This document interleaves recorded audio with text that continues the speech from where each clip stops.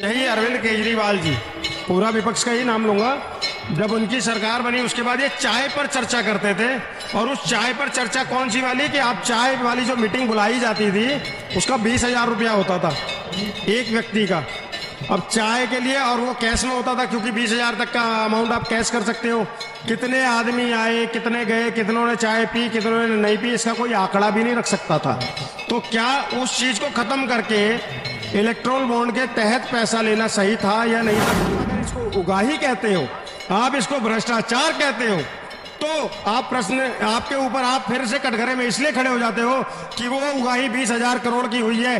6,000 करोड़ एक पार्टी ने लिए, बाकी के 14,000 करोड़ विपक्षियों ने लिए, इंडिया अलायंस ने लिया है। तो क्या वो भी उस उगाही के सरगना नहीं हुए? नमस्कार दोस्तों, आप देख रहे हैं देश प्रथम न्यूज और मैं आपका दोस्त ज्ञान प्रकाश। अभी इलेक्ट्रोल बॉन्ड का मुद्दा छाया हुआ है।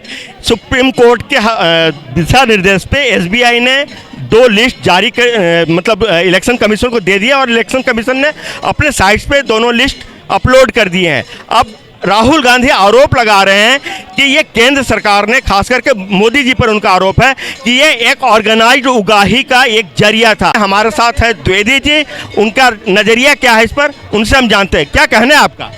सर देखो, ऐसा है, मैं अभी इलेक्ट्रोल बॉन्ड को जिस तरीके से देख रहा हूँ उसमें भाजपा के तो गृह मंत्री भी खुलकर कह रहे हैं कि हाँ 6,000 करोड़ चंदा आया है हमें, लेकिन टोटल 20,000 करोड़ में 14,000 करोड़ बाकी विपक्षी पार्टियों ने भी लिया है।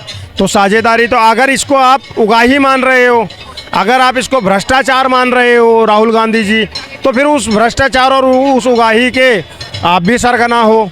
फिर आप अकेले बीजेपी को कह के बच नहीं सकते।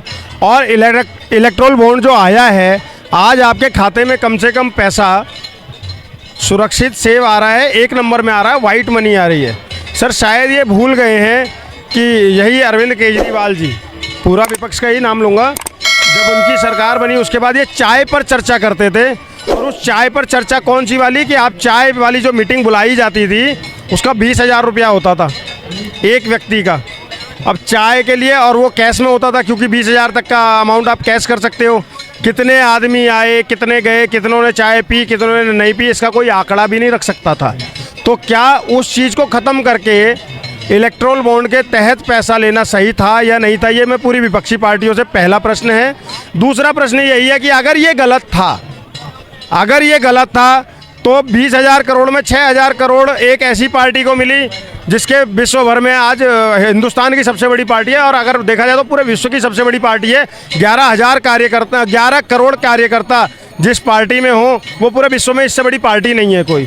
303 अपने सिटिंग सांसद हैं, उसके 303 सांसदों की पार्टी है। तो वो तो औकात के हिसाब से भी अपना अगर देखा जाए तो उसको उतना मिला है। अब आप अपने वाले देख लीजिए।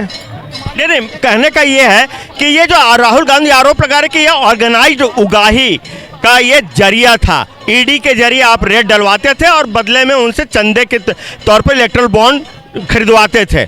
इस आरोप पे कहाँ तक दम है राहुल गांधी का जो ये आरोप है? सर मैं आपको बताऊं, देखो मैं न्यायपालिका तो हूँ नहीं, तो उस पर जो फाइनल डिसीजन आएगा वो तो जो न्यायपालिका देगी और वो सब लोग स्वीकार करेंगे, जैसे चंडीगढ़ मेयर चुनाव के समय पर किया गया था।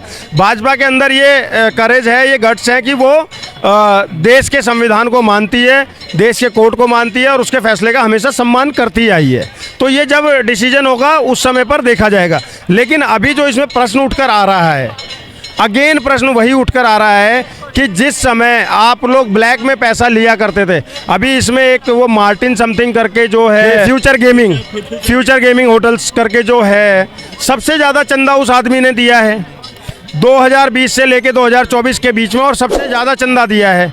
अभी तक यूनिक नंबर नहीं आए, जिसके लिए सुप्रीम कोर्ट ने फटकार भी लगाई एसबीआई को कि आपने यूनिक नंबर क्यों नहीं दिए। वो यूनिक नंबर एक बार और आ जाने दीजिए, और उसके बाद में दूध का दूध पानी का पानी हो जाएगा कि किसने कितना चंदा लिया। ये जुडिशरी मैटर है, पहली बात ये। लेकिन आप अगर इसको उगाही कहते हो, आप इसको भ्रष्टाचार कहते हो, तो आप प्रश्न आपके ऊपर आप फिर से कटघरे में इसलिए खड़े हो जाते हो कि वो उगाही 20,000 करोड़ की हुई है, 6,000 करोड़ एक पार्टी ने लिए, बाकी के 14,000 करोड़ विपक्षियों ने लिए, इंडिया अलायंस ने लिया है, तो क्या वो भी उस उगाही के सरगना नहीं हुए? मेरा बहुत सिंपल सा प्रश्न है ये। नहीं, ये मतलब एक और इसमें एंगल ये है कि अगर आप इतने ही नैतिक थे तो जब से ये इलेक्टोरल बॉन्ड का ये प्रोसेस या प्रोसीजर चालू हुआ, आप मना कर देते और कह देते कि हम ये ऑर्गेनाइज्ड क्राइम है, उगाही का जरिया हम नहीं लेंगे। यहाँ तो नैतिक कोई उनका मॉरल ग्राउंड ही नहीं बनता है ना कि आप क्लेम, आप चंदे भी ले रहे हो। सब बीजेपी का सबसे ज़्यादा अगर चंदा किसी को मिला तो टीएमसी को, तृणमूल कांग्रेस को मिला, उसके बाद कांग्रेस को मिला। तो इस उगाही में तो सभी एक साथ राजदार हैं, फिर आरोप कैसे लगा रही है? इनका मॉरल ग्राउंड क्या है? बिल्कुल, आपने जो बात कही बहुत ही सही कही, और मैं इसमें एक कड़ी और जोड़ देता हूँ। कांग्रेस के उसमें अभी जो चंदे में नज़र आ रहा है, कुछ इलेक्ट्रोल बॉन्ड के तहत चंदा पाकिस्तान से भी आया है सर, और वो कांग्रेस को आया है, जो दिख भी रहा है। कांग्रेस को उस पर भी जवाब देना पड़ेगा। कम से कम इन्होंने जो लिया अपने देश से तो लिया, और एक तरीके से लिया कि जो भी है उसका हिसाब होगा, सारा का सारा नज़र आएगा वाइट में। लेकिन तुम्हारा जो वाइट में है वो तुमने कहाँ से लिया? पाकिस्तान से लिया, इलेक्ट्रोल बॉन्ड के तहत लिया है, उस पर कांग्रेस क्यों नहीं जवाब दे रही? और आपने बिल्कुल सही कहा, जब 14,000 करोड़ की बात आती है तब आपकी नैतिकता कहाँ मर जाती है? क्यों आप उस समय पे नैतिकता की बातें नहीं करते हो? तो ये मैं आपकी बात से बिल्कुल अग्री करता हूँ कि अगर कांग्रेस और विपक्षी इसको भ्रष्टाचार बता रहे हैं तो सक्के घेरे में वो भी हैं, कटघरे में वो भी हैं, क्योंकि उन्होंने भी लिए हैं 14,000 करोड़। आखिर लोकतंत्र में चुनाव जरूरी है, बिना चुनाव का लोकतंत्र चल नहीं सकता।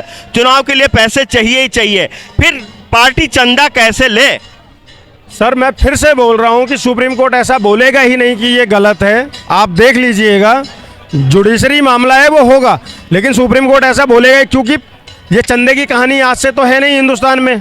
जब से चुनाव है तब से चंदा है, और समय समय पर लोग चंदा देते रहे हैं, लेकिन उस समय पर चंदे का ये देखना, ये आंकड़ा लगाना कि कितना चंदा आया, कितना कैश में आया, जो ब्लैक मनी का एक वो होता था, सोर्स हो जाता था, लोग अपना सारा काला धन चंदे में दे दिया करते थे, और इस तरीके से जो होता था उसका कोई आंकड़ा नहीं था। आज आपके पास में जो भी चंदा आया, अगर 20,000, मैं 6,000 करोड़ की बात ही नहीं कर रहा, मैं बार बार 20,000 करोड़ की बात कर रहा हूँ कि अगर 20,000 करोड़ का चंदा आया तो वो चंदा लोगों ने ही दिया, और वो चंदा पहले भी आता था, लेकिन तब आपके पास आंकड़ा नहीं था कि वो 20,000 करोड़ है या 1,00,000 करोड़ है। तो आज 20,000 करोड़ वाइट में तो है कम से कम, तो सुप्रीम कोर्ट उसको नकार नहीं सकती। हाँ, किसने, उस पर फैसला यही आएगा कि चंदा किसने लिया, किस तरीके से लिया, वो देखा जाएगा, और उसके आधार पर फैसला होगा। नहीं, ये उनका ये कहना था कि जो राइट टू इन्फॉर्मेशन है, इसके तहत ये जाहिर होनी चाहिए किस कंपनी ने या किस व्यक्ति ने किस पार्टी को चंदा दिया।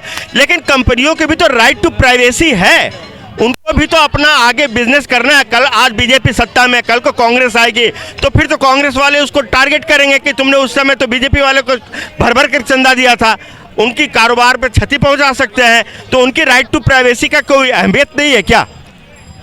सर आपका प्रश्न वैलिड है, लेकिन इस पर मैं स्टिल बोलूँगा, आप शायद मुझे ये भी कह सकते हैं कि आप प्रश्न से भाग रहे हैं, लेकिन मैं प्रश्न से नहीं भाग रहा हूँ। इस चीज़ का ये राइट है या राइट टू इन्फॉर्मेशन एक्ट तो मेरे संविधान में है, और मैं उसको मानता हूँ, वो होना चाहिए, और उसी के तहत ये जारी किया जा रहा है। लेकिन राइट टू प्राइवेसी जो आप बोल रहे हो, ये भी एक उचित चीज़ है जो होनी चाहिए।